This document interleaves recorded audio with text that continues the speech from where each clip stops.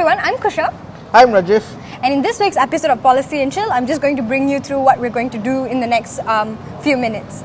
So first, we're going to discuss PN in Selangor. Azmin Ali was commenting on how Selangor is winnable by PN. And then we're going to be talking about public transport because it's back in the spotlight. Datuk Sri Zahid Hamidi commented that we should be using contraflow and increasing bus lanes to help traffic congestion. And then we're going to be talking about MyEG and how MyEG was given a 3-year non-exclusive extension to all the road and transport department services. And then finally, we're going to be talking about 5G in Selangor. Yeah, I think that's our favorite conversation. But come, let's start off with the PN in Selangor. What's happening with that? Okay, so Azmin Ali said that he just needs 1,000 or 2,000 more supporters to go out and vote because a lot of these seats that PN won with a slim majority. Yeah. What is your view on his statement? Alright, so I think Azmin has to say things like that. I mean, he's got to keep his voters psyched up, his supporters psyched up, he's got to keep his troops, his members confident that victory is possible in Selangor, but I don't think it's as simple as increasing 1,000 or 2,000 voters in a lot of seats because you're talking about 33 seats to change the government. So the recent Merdeka Centre study has also shown that we are looking at least 40 seats for PH in this coming elections. I feel a bit comforted by that PH is still in the lead in Selangor. I think a lot of people in Selangor have seen our track record for the last 15 years and it is not as simple as putting aside that 15 years of track record for something new, something unproven in the form of Perikatan and where it might take Selangor forward or not so forward in the years to come. So I don't think it's going to be that easy for Azmin. I think there's a tough fight on the table. I think Harapan needs to put its best game forward.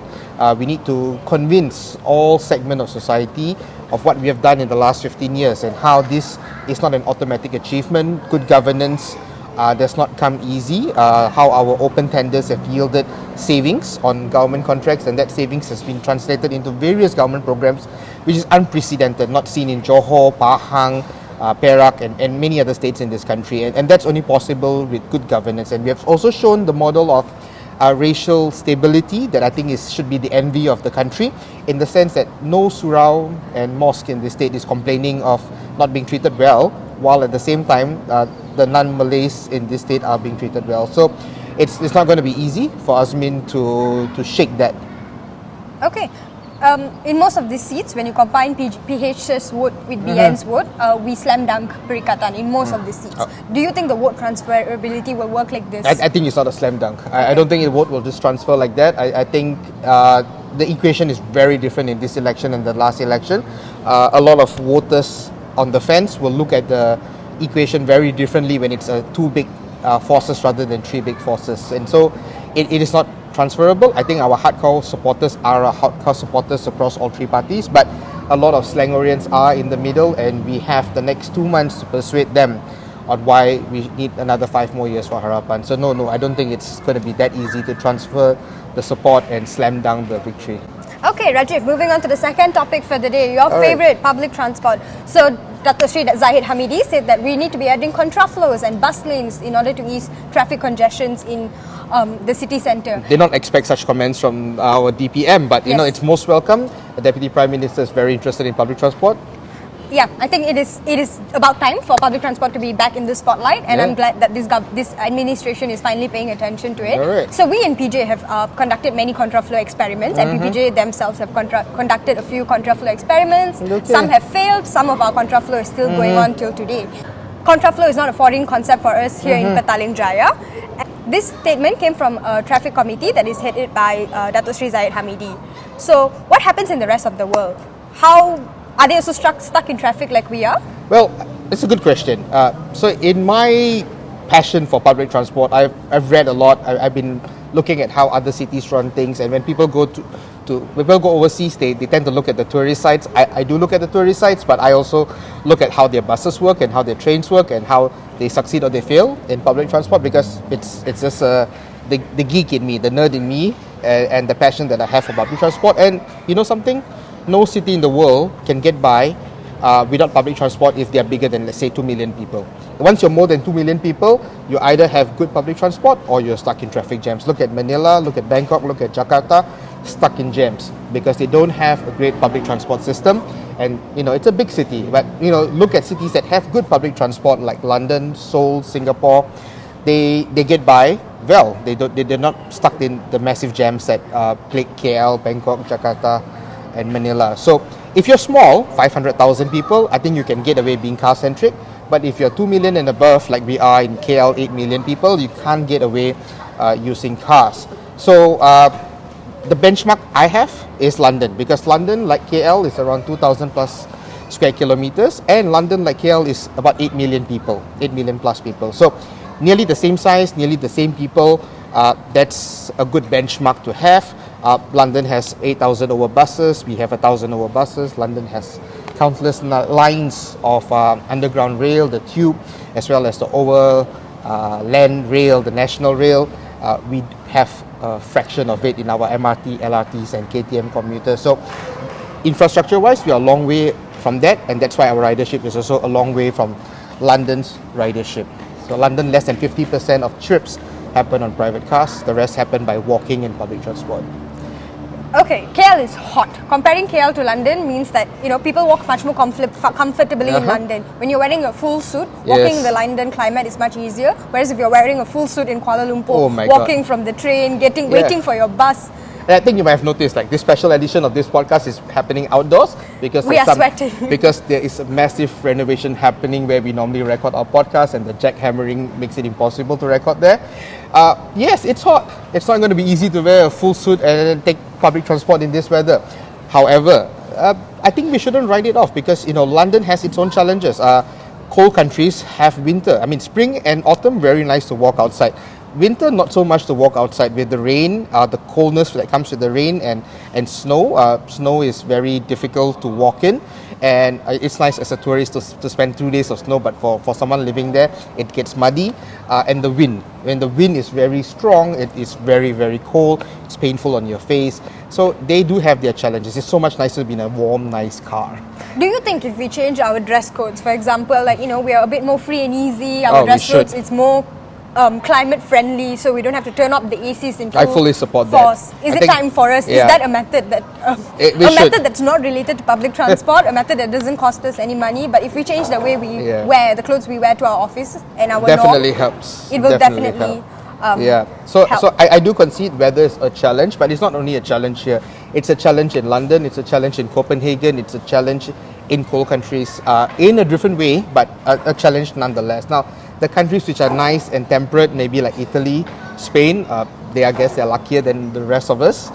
But for the countries that are hot or the countries that are very cold, it is a challenge. But it's something that they have managed to embrace, change their lifestyle and adapt to it and make public transport work. So yes, it is tough. But what do you think of the measures that Zahid announced? Besides the contraflow, he also talked about adding bus routes to tackle the congestion in KL and enforcing the bus lanes or creating more bus lanes. So the three things that Zahid talked about. Kusha, what do you think about it? I am a big fan of bus routes. In fact, not only in KL, I think that our transport should be a bit more Klang Valley centric. We shouldn't only focus on KL, or we shouldn't only focus on Selangor. It should be an integrated plan. And so Selangor has already submitted its Selangor Transport Master Plan, and it has already requested for the amount it requires and all the bus routes that we want to run. And I hope that with his commitment to public transport, we can start seeing more bus routes come into life, and I'm really excited about it. We have PJ Free Bus here in PJ. The bus frequency is every 15 minutes. It works. Our residents love it. The PJ Free Bus, unlike any other, I dare to say, unlike any other free bus services in Selangor, the PJ Free Bus is actually being used by the PJ residents. And I think that is testament to how if you run a reliable bus route, as well as a reliable timing, people will use it, and I welcome it. So how do you feel about it, Rajiv? Well, I think these things are good, low-hanging fruits. Not expensive. I'm glad he's moving beyond MRT3, talking more MRT, more LRT projects as a method to deal with congestion, but talking about the cheaper options, the less sexy options probably, but very down to earth and effective. And I think it is something that requires multi-ministerial coordination. You need the Selangor Government's cooperation, you need the local councils in Selangor to cooperate with the BKL, the Federal Territories Department under the Prime Minister's Department, along with the Ministry of Works, who run our highways, the Ministry of Transport, who is transport, and the police under the Ministry of Home Affairs. Oh my God, there's so many ministries involved in solving the traffic congestion, and I guess it is timely that we have a Deputy Prime Minister heading a cabinet committee to get all these ministries together so that we can get simple things like bus lanes, contra flows working to ease the congestion. So I love it. I think we need to also go up a level and make walking easier.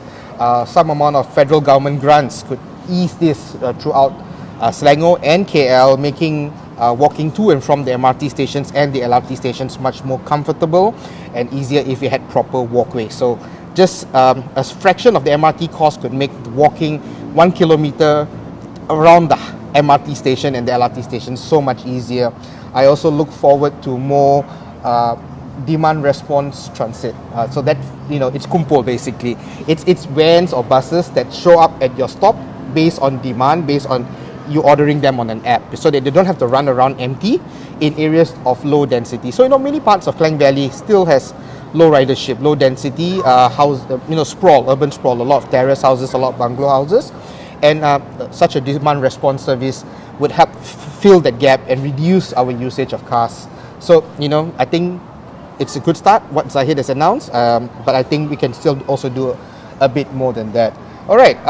So, Kusha, would you consider taking public transport, if it was worked on and the things that Zahid talked about become a reality? Actually, I've been a fan of public transport my whole life. I took the MRT willingly to work when I started my internship from Sungai Long. I had to transit in Pasar Seni and then take the Kelana Jaya line. But I didn't find it too much of a hassle. In fact, I found that 1 hour commute in the morning quite like a me time for me to make my to-do list, put my whole life together. What am I going to do at work? Yeah, it was a whole I didn't mind it. I actually really do prefer it over driving. I don't enjoy driving as much. Yeah, I don't enjoy driving. I quite like sitting in the train. I'm a passenger princess. So alright, okay. I love it. I welcome it. Good job, Kusha. High five. Okay. Alright, so on the next topic, MyEG has been given a 3-year but non-exclusive extension to the JPJ services. So I think all of you may have tried MyEG at some point or the other. I know I've used it many times. We renew our road tax, we renew our driving licenses on MyEG. It's convenient, it's easy. I've got to wonder why JPJ's website didn't have these services from the get-go. But for some reason, legacy reasons, one particular company has got an exclusive contract many years ago. This is not the system we put into place. No, this is something we have inherited. From many years ago. So recently, Anthony Lok has announced that MyEG will get an extension. So some people feared that MyEG will be chopped with the change of government. I guess Anthony Lok is saying no, you can still continue providing these services but not exclusive. That means other companies can now apply to the ministry to get permission to run such a service, which is basically renewing your driving license, renewing your road tax, paying your JPJ related summonses. So I guess maybe competition will make websites more friendly, will make services more accessible, more convenient, maybe. And make delivery fees cheaper. I remember the MyEG delivery fees for my road tax was like 15 ringgit or something like that. Yeah, to have the road tax delivered to you, and we play Shopee Lazada 4 ringgit. Yeah. So I remember thinking like, wow, I don't have a choice. I want it delivered to me, but I hope this will change that. Yeah, what do you think of this, Kusha? In line with his abolishment of Puspacom as the only vehicle inspecting company, he's opening it up to other people to apply for the license. Now I understand there might be some now I understand that there may be some kesusahan to enter the market. But then at the same time, it is good. It's a step in the right direction to welcome everybody to provide these services. Yeah. I know it doesn't have to be a brand new company. It could be insurance companies. Correct. When you renew your insurance, you can straight away click to add your road tax on top of it. So it could be an add-on service to many other companies rather than another MyEG being created from nothing just to run these services. I think hats off to the Minister and the Ministry of Transport for introducing this. I don't think it would have been easy to come to this point. Yeah, this last 6 months have shown that we can take away it. A lot of people never imagined these things to be done, but taking away the monopoly of Puspacom and MyEG, making it easier that our driving license can now last for 10 years. I would appreciate that. I don't have to renew it so often, and what do you call it? We don't even have to display our road tax sticker on the windscreen. So many things that are It's making about life time. people's easier. Yeah. It's about time. It's All about right. time, and I'm glad we're moving in this direction, and transport is finally getting the attention it deserves, and services around transport is also getting the attention that it deserves. I applaud Anthony Loke for his effort, and I welcome it. All right. Okay, so on our next topic, 5G. 5G has been in the news a lot in the last 1 week. It started off with our Minister Fahmi announcing that DNB's sole 5G infrastructure license will no longer be sold. That the second 5G player will be allowed into the market once DNB reaches 80% rollout. So DNB is about 50+% rollout today, and Minister Fahmi estimates that by end of this year, DNB would have reached 80% rollout, so 80% of this country will have 5G signal, and then a second player will be allowed. The big argument here is that has been happening for the last few years is the model that Malaysia has adopted for 5G, having one single company, DNB, roll out the infrastructure, and all the other telco players, so Maxis, Celcom, DG, Unify, YTL, and everyone else, all the smaller players, will have to lease the infrastructure space from DNB. So rather than everyone creating their own network, like it was in 1G, 2G, 3G, and 4G, Maxis created their own network, DG created their own network, Celcom created their own network. In this case, with 5G, the government decided that one company owned by the government will create the network and lease the space out to everyone. So less infrastructure costs, which should mean less consumer costs if it works out right. Theoretically. Yeah. So we do this for electricity. There's only one set of transmission wires running around the country, operated by TNB. We do this for water too. There's one set of water pipes operated by Selangor in the KL Selangor area. We don't have an overlap. But when it comes to telco, we are used to overlap. Look at the 3G and 4G. We have Maxis, Celcom, DG, and U Mobile running their networks. But we also have the first format, like the fiber runs on our telecom yeah, fiber. So we have that. both. We have both. Yeah, we have both. And does this work well to have 5G being run by a single company instead of having each company given the privilege or the rights to develop their own network? What do you think, Kusha? My first thought on this issue is that theoretically, while it sounds good that DNB is going to take on all the costs and then it's going to pass on the cost to whoever who leases the space, and because one person is doing it, there's no duplication of cost, hence the service provided will be at cheaper. It should be cheaper. It should be cheaper. Okay. But when DNB is unable to bring the telcos, because if it's cheaper for us and the telcos believe that they can sell it cheaper for us, technically if I'm the telco, I will jump on and sign on the deal. So the fact that all the major telcos totally ignored DNB, did not meet the... So when DNB was first announced and first publicized, none of the telcos got back to the ministry, and in fact our minister called on the telcos and said like he's going to follow the strict deadline. So it was 31st May 2022, a whole year ago. It's like, I don't care, I'm going to follow the deadline, and if it doesn't, then we will. So none of the telcos saw what the creators of DNB saw. And the fact that the government wasn't able to negotiate a deal with the telcos and DNB shows that DNB has a huge design flaw that the telcos feel that they can do better. So the telcos are willing to pay for their own infrastructure, given that they are allowed to put out their infrastructure.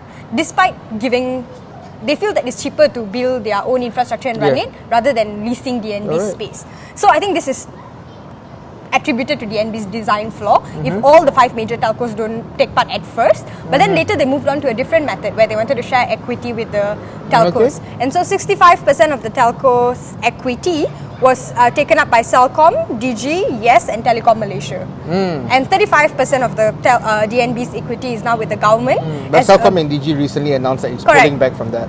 Yeah, but I'm just giving a brief history. It's like the method moved from leasing, from renting the space to finally owning a part of DNB. And then Celcom and DG came out of this agreement. So the message that I'm receiving from this is that while DNB pledges to be low cost, wow, our train services are really efficient. Kudos to Anthony Look. We're having far more cargo trains than I ever imagined we would. On a Sunday, no less. So, this back and forth with the government. So eventually, Maxis and U Mobile never signed on, never ended up signing on. And I think these are the people who are pushing for the second 5G network rollout. What I'm getting the message from all this chaos is that DNB is not quite delivering its low cost. I think if the DNB was delivering its low cost, the telcos would have jumped on it just from a business point of view. The fact that the telcos feel that the rent is too high that they first offered, and then the Okay. equity was still not a good enough deal. So could it be that the telcos want a profit that is not shared with DNB? Is that the only issue, or could it be that DNB also has a design flaw? It could totally be both ways. But when this happens in a country as such, what do we think the government should do? Should we allow? They're asking to allow infrastructures to be built on their own. Should we, as the government, allow them to just build their own infrastructure and go ahead?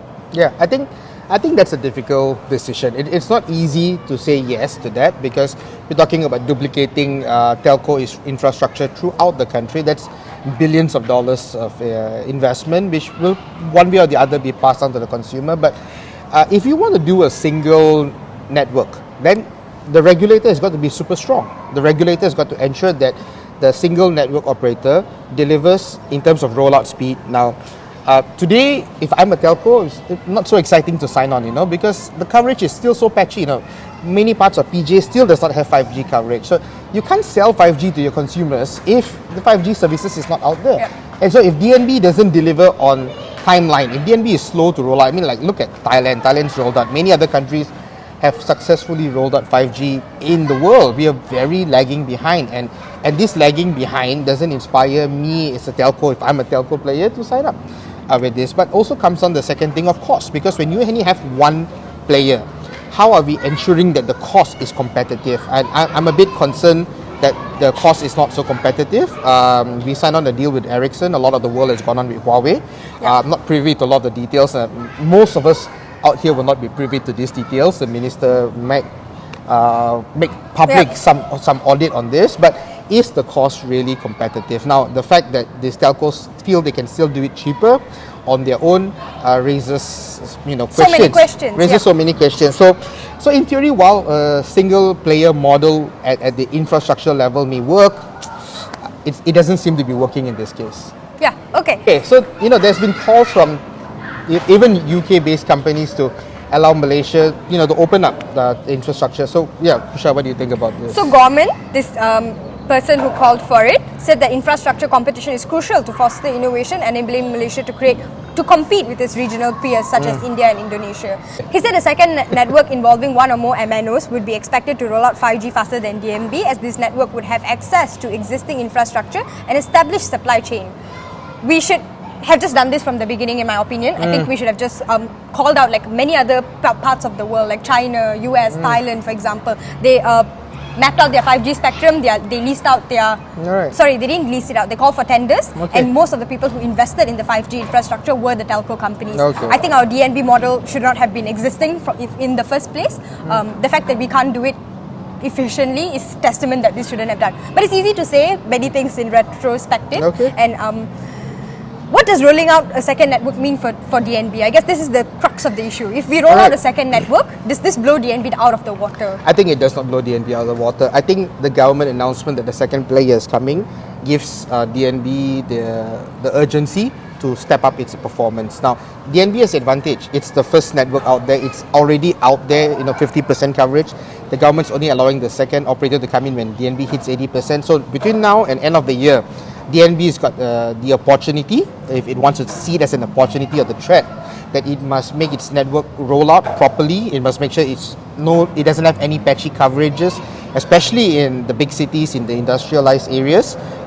It must make sure its network is top notch, that all the independent third-party players, the ones which are not big enough to roll out their own networks, will say, like, you know what, this is working out.